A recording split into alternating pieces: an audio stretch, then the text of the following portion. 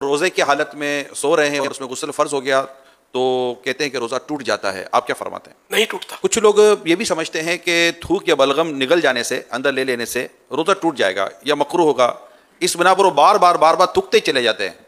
तो इस मुतालिक आप क्या फरमाते हैं? थूक और बलगम जितना भी हो निगल गया तो रोजा नहीं टूटेगा।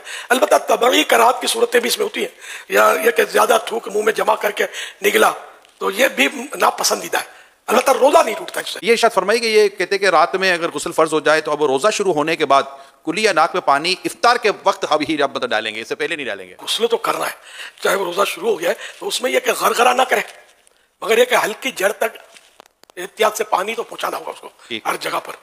और नाक में भी पानी थोड़ी एहतियात से चढ़ाना है कि दिमाग में ना चढ़ जाए। अगर दिमाग में पानी चढ़ गया तो रोजा टूट जाता है, जबकि रोजा याद हो। और ये वुज़ू में भी एहतियातें करनी है। क्या उल्टी आने से रोज़ा टूट जाता है? वॉमिटिंग उल्टी खुद ब खुद कितनी ही आए, चाहे बाल्टी भर जाए, रोजा नहीं टूटता। अलबत्ता खुद जानबूझकर मसलन उंगली वगैरह मुंह में डालकर उल्टी की और वो मुंह भर हो तो रोजा टूट जाता है, जबकि रोजादार होना याद हो। अच्छा, मुंह भर के माना ये होता है कि जैसे इसको तकल्लुफ के बगैर रोक ना सके, यूं करके रोका तो तकल्लुफ हो ना, रुक गई, वरना ये फाटक खुला रहता तो दर्र करके जा रही थी।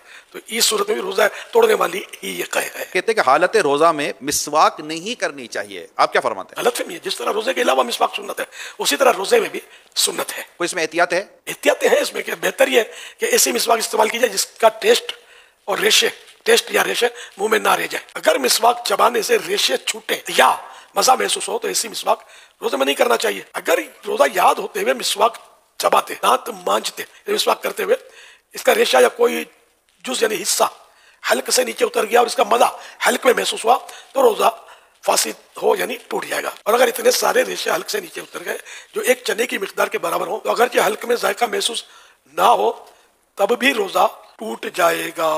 ये भी ये बात आई है कि जब तक अजान होती रहे सहरी और खाना पीना जारी रखा जा सकता है। रोजे से अजान का ताल्लुक नहीं है। इफ्तार भी अब जहाँ मस्जिदें नहीं है, आवाज ही नहीं आती अजान होगी तो क्या करेंगे? तो इसलिए वो इनका ताल्लुक अजान से नहीं है, औकात से, टाइमिंग से। तो शहरी लोग करते हैं कि इधर की अजान की आवाज आ रही है, उधर की अजान की आवाज अभी नहीं आई, तो ये इल्म की कमी की वजह से ऐसा करते हैं। ऐसा कुछ नहीं है। टाइम अजान नमाज के लिए होती है। कहते हैं कि ये चोट वगैरह लगने पर जो खून निकल आने या खून टेस्ट करवाने से रोजे पर कोई असर नहीं पड़ता। आप क्या फरमाते हैं? दुरुस्त है जिसने कहा कि रोजे पर कोई असर नहीं पड़ता। रोजे में इंजेक्शन लगाने से क्या रोजा टूट जाएगा? जी नहीं। अब ये कहा गया कि रोजे में इत्र या खुशबू सूंघने से रोजा टूट जाता है। ये भी गलत फहमी है। रोजे पर कोई असर नहीं पड़ता इसका। कुछ लोग समझते हैं कि जो मर्ज या किसी और दुरुस्त आरिदे या बगैर उज़र के रोजा छोड़ दे तो फिदिया देना इसका मुतबादिल है, इसका नेमल बदल है। जी नहीं, ऐसा कुछ भी नहीं है। सिर्फ वो शेख फानी के लिए कि ऐसा बूढ़ा आइंदा उसको रोजा रखने की ताकत आने की उम्मीद नहीं है, ऐसा कमजोर पड़ गया, रोजा बर्दाश्त होता ही नहीं है, तब जाकर फिदिया की सूरत बनेगी। इसमें भी ये देखना होगा कि अगर ये गर्मियों में नहीं रख पा रहा, ये सर्दियों में रख लेगा तो रमजान शरीफ अगर गर्मी में तो सर्दी में कज़ा कर दे, फिदिया अब भी नहीं है। अच्छा, अब भी यानी कि दोनों सीजन में इसकी कैफियत है कि नहीं कर सकेगा ये रोजा रख, और ऐसा फिदिया भी अदा कर दिया। एक रोजे का फिदिया होता है एक सदका फित्र की मिकदार। तो अच्छा, अब इसे फिदिया भी दे दिया, सब कुछ कर लिया और फिर इसमें ताकत आ गई रोजा रखने की, तो वो फिदिया नफल सदका हो गया। ओके।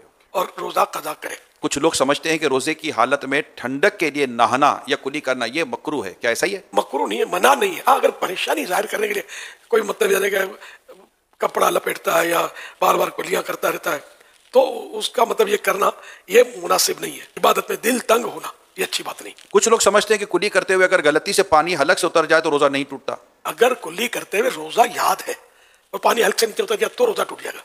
और अगर रोजा याद नहीं है तो चाहे जानबूझकर पानी उतार दिया हल्क से नीचे तब भी रोजा नहीं टूटेगा। ये बात भी है कि जो खवातीन प्रेग्नेंट होती हैं, हमला होती हैं या दूध पिलाना इनको होता है तो उन पर रोजा फर्ज नहीं है। इन दोनों सूरतों में तो ऐसा नहीं कि रोजा फर्ज ना हो। अलबत्ता बच्चे की जान का या बच्चे की माँ का यानी कि जान का खतरा है या कोई सा मरज हो सकता है कि जो इलाज मुश्किल हो जाएगा, सख्त मरज जिसको बोलते हैं, इस तरह की कोई उज़्र हो तब जाकर रोजा बाद में कज़ा करने की इजाजत मिलेगी। सिर्फ इसको मतलब यह कि हाँ मिला है या दूध